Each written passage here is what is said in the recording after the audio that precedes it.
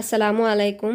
সিলেটের বন্যার শেষ আপডেটটা আপনারা জানাইমু ইনশাল্লাহ। আশা করি আপনারা লগেও থাকবা এবং ভিডিওটা শেয়ার করিয়া দিবা অন্য সবে জানার স্বার্থে। আমরা সিলেটের জেলা প্রশাসন তাকে জানানি হয়েছে এখনো পর্যন্ত আমরা সিলেট 13,154 জন মানুষ আশ্রয় কেন্দ্রে অবস্থান করা এবং প্রায় 8 লক্ষ মানুষ কিন্তু এখনো পর্যন্ত পানিবন্দী আছেন। তবে আমরা সিলেট এখনো পর্যন্ত যে পরিমাণ পানি মাঠঘাট হাওড়ও আছে, এই পানির উপরে যদি আবার বৃষ্টির পানি পড়ে তাইলে কিন্তু বন্যার আশঙ্কা অনেক বেশি আছে এবং উজানোর পাহাড়ি ডোলর আশঙ্কাও করছেন পানি উন্নয়ন বোর্ড। আবহাওয়া অফিস থেকে জানানি হয়েছে 28 জুন থেকে আবার একটানা সিলেট বৃষ্টি হইতে পারে।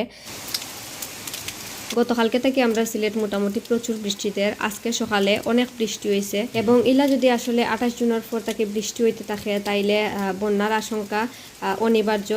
আল্লাহ হেফাজত করতে আমরা সবরে। আসলে কয়েক দফা বন্যার পরে মানুষে আসলে স্বস্তির মুখ দেখছিলা।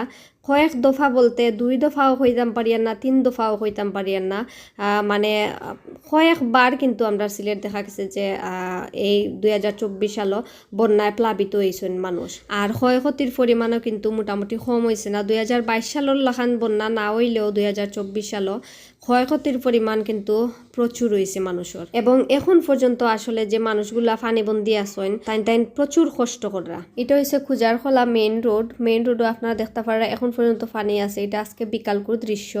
আর এটা আপনারা দেখতে পারা দক্ষিণ সুরমা সরকারি কলেজ।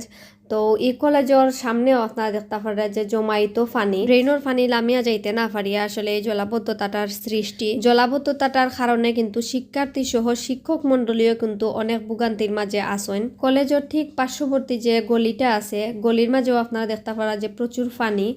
এটাও আজকে বিকালকুর দৃশ্য। এখন যেটা দেখতে পারা এটা হইছে নর্থ ইস্ট মেডিকেল কলেজ হাসপাতালের একটু সামনের দৃশ্য। দেখতে পারা ইনোর মাঝে অনেকটা পানি আছে, গাড়িও চলাচল করে পানির মাঝে।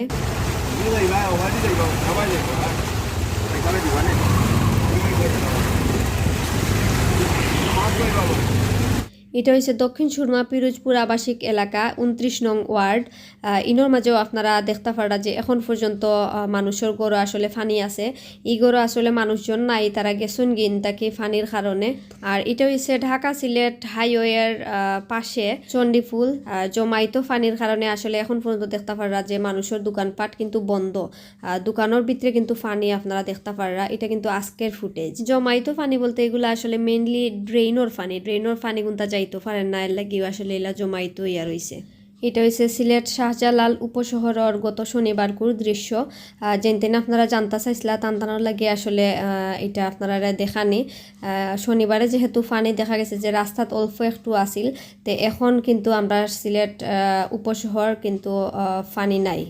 তো গত রবিবারে আসলে দেখতাম পারলাম যে এক্সেভেটর দিয়া দক্ষিণ সুরমা তৈয়ব কামাল আবাসিক এলাকা থাকি খান্দাবাই যে খাল গেছে ও খাল থাকি আসলে ময়লা আবর্জনা তুলিয়া ফালানিওর খাল খনন করাওর। তো আমরা দেখতাম পারছি যে সিলেট সিটি কর্পোরেশন থাকি আসলে বন্যা প্রতিরোধের লাগে বিভিন্ন ধরনের ব্যবস্থা এখন পর্যন্ত গ্রহণ করা হওয়ার। আমি আশা করবো সবে বিষয়গুলা জানার লাগি আপনারা ভিডিওটা বেশি বেশি করে শেয়ার করিয়া দিবা।